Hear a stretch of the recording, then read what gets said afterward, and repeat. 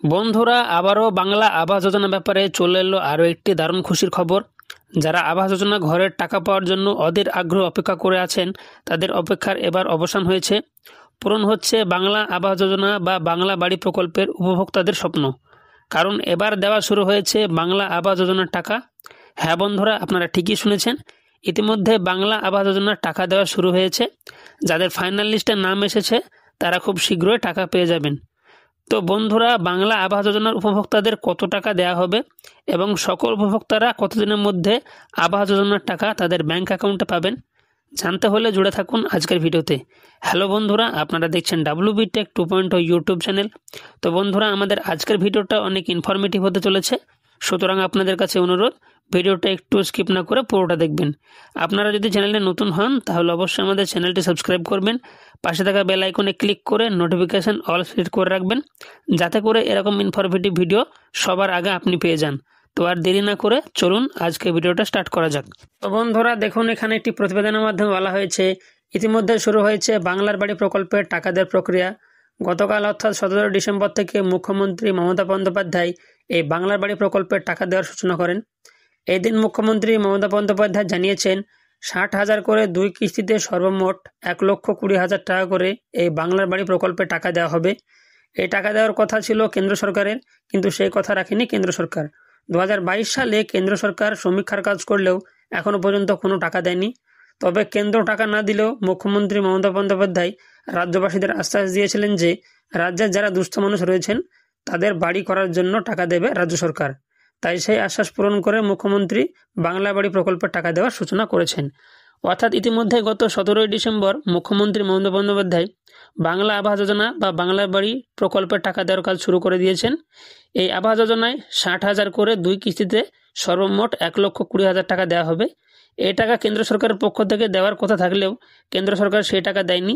সেই জন্য মুখ্যমন্ত্রী মমতা বন্দ্যোপাধ্যায় রাজ্যের মানুষদের আবাস যোজনার টাকা দেওয়ার প্রতিশ্রুতি দেন। সেই জন্য তিনি এই টাকা দেওয়ার কাজ শুরু করেছেন। এখানে আরও বলা হয়েছে গত মঙ্গলবার অর্থাৎ 17 ডিসেম্বর বাংলা আবাস যোজনার প্রথম কিস্তির 60,000 টাকা উপভোক্তাদের হাতে তুলে দেন মুখ্যমন্ত্রী মমতা বন্দ্যোপাধ্যায়। মঙ্গলবার বিকেল থেকেই অ্যাকাউন্টে এই টাকা পাঠানো শুরু হয়ে গেছে এবং এই সপ্তাহের মধ্যে বহু উপভোক্তার অ্যাকাউন্টে টাকা ঢুকে যাবে। নবান্ন সূত্রে আরও জানা যাচ্ছে আগামী 30শে ডিসেম্বরের মধ্যে 12 লক্ষ উপভোক্তাদের অ্যাকাউন্টে এই বাংলা আবাস যোজনার টাকা ঢুকে যাবে। যাদের নাম ফাইনাল লিস্টে উঠেছে তারা সকলে এই টাকা তাদের ব্যাংক অ্যাকাউন্টে পেয়ে যাবেন। অর্থাৎ 17 ডিসেম্বর বাংলার বাড়ি বা বাংলা আবাস যোজনার প্রথম কিস্তির 60,000 টাকা কিছু সংখ্যক উপভোক্তাদের হাতে তুলে দিয়েছেন মুখ্যমন্ত্রী মমতা বন্দ্যোপাধ্যায় এবং কিছুদিনের মধ্যে আরও বহু উপভোক্তাদের অ্যাকাউন্টে এই প্রথম কিস্তির টাকা ঢুকে যাবে। এবং আরও জানা যাচ্ছে আগামী 30শে ডিসেম্বরের মধ্যে প্রায় 12 লক্ষ উপভোক্তাদের অ্যাকাউন্টে এই বাংলা আবাস যোজনার টাকা ঢুকে যাবে। রাজ্যের প্রায় 50 লক্ষ মানুষ এর মাধ্যমে উপকৃত হবেন। এই প্রসঙ্গে একটা কথা জানিয়ে রাখা ভালো যে প্রধানমন্ত্রী আবাস যোজনা খাতে কেন্দ্র সরকার দেয় 60% টাকা এবং রাজ্য সরকার দেয় 40% টাকা। কিন্তু মোদী সরকার 2022 সাল থেকে আবাস যোজনার জন্য বরাদ্দকৃত টাকা বন্ধ করে রেখেছে। তাই মুখ্যমন্ত্রী মমতা বন্দ্যোপাধ্যায় এবার ঘোষণা দিয়েছেন বাংলা আবাস যোজনার সম্পূর্ণ টাকা অর্থাৎ 100% টাকাই রাজ্য সরকার দেবে। অর্থাৎ রাজ্যের প্রায় 50 লক্ষ মানুষ এই প্রকল্পের দ্বারা উপকৃত হতে চলেছেন। এই আবাস যোজনা প্রকল্পে কেন্দ্র সরকার দেয় 60% টাকা এবং রাজ্য সরকার দেয় 40% টাকা। তবে 2022 সাল থেকে কেন্দ্র সরকার এই টাকা দেওয়া বন্ধ করে দিয়েছে।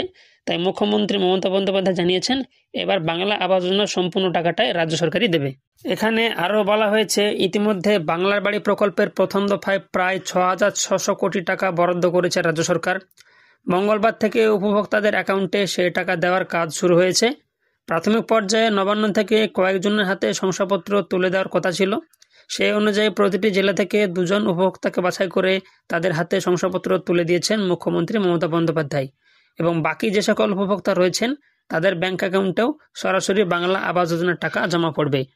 অর্থাৎ আবাস যোজনা প্রকল্পে প্রথম দফায় প্রায় 6,600 কোটি টাকা বরাদ্দ করা হয়েছে এবং গত মঙ্গলবার থেকে সেই টাকা দেওয়া শুরু হয়েছে। সেই অনুযায়ী প্রাথমিক পর্যায়ে নবান্নের পক্ষ থেকে কয়েকজনের হাতে শংসাপত্র তুলে দেওয়া হয়েছে, যার মধ্যে প্রত্যেক জেলার 2 জন করে উপভোক্তা রয়েছেন এবং যে সকল উপভোক্তারা বাকি রয়েছেন পরবর্তীতে তাদের ব্যাংক অ্যাকাউন্টে এই টাকা সরাসরি জমা পড়বে। নবান্ন সূত্রে আরও জানা যাচ্ছে, প্রাথমিকভাবে 12 লক্ষ উপভোক্তাদের এই টাকা দেওয়া হবে। যারা টাকা পাবেন তাদের ব্যাংক অ্যাকাউন্টে প্রথম কিস্তিতে 60,000 টাকা দেওয়া হবে, আর তারপর বাড়ির কাজ শুরু হলে বাকি 60,000 টাকা দেওয়া হবে।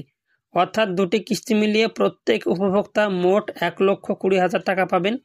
এই প্রসঙ্গে পঞ্চায়েত মন্ত্রী প্রদীপ মজুমদার জানিয়েছেন যে, মুখ্যমন্ত্রীর হাত ধরেই এই টাকা দেওয়া হবে।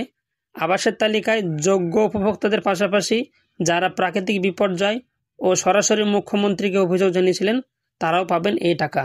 অর্থাৎ নবান্নের খবর অনুযায়ী প্রাথমিক পর্যায়ে প্রায় 12 লক্ষ উপভোক্তারা এই টাকা পাবে। প্রথম কিস্তিতে তারা পাবে 60,000 টাকা এবং বাড়ির কাজ শুরু হলে বাকি 60,000 টাকা পাবে।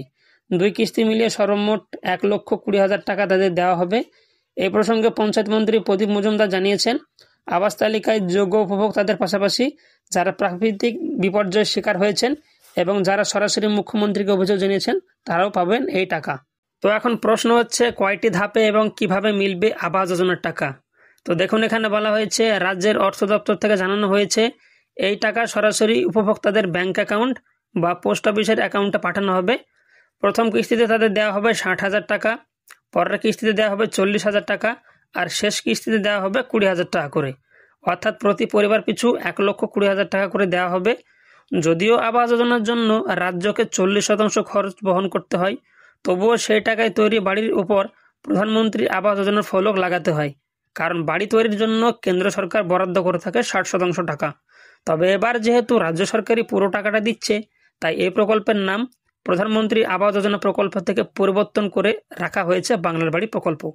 মনে করা হচ্ছে, রাজ্যের দেওয়া এই আর্থিক সহায়তায় গড়ে ওঠা সকল বাড়ির ওপর বাংলার বাড়ি ফলক লাগানো বাধ্যতামূলক করতে পারে নবান্ন। তো বন্ধুরা, আমাদের আজকের ভিডিওর মাধ্যমে এই গুরুত্বপূর্ণ ইনফরমেশনটি আপনাদের সকলকে দেওয়ার ছিল। তো বন্ধুরা, আমাদের আজকের ভিডিওটা আপনাদের কাছে কেমন লাগলো অবশ্যই আমাদেরকে কমেন্টের মাধ্যমে জানাবেন। ভিডিওটি যদি আপনাদের কাছে ভালো লাগে তাহলে অবশ্যই ভিডিওটাতে একটি লাইক করবেন।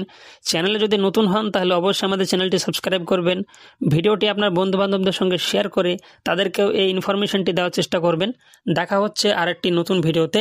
ধন্যবাদ।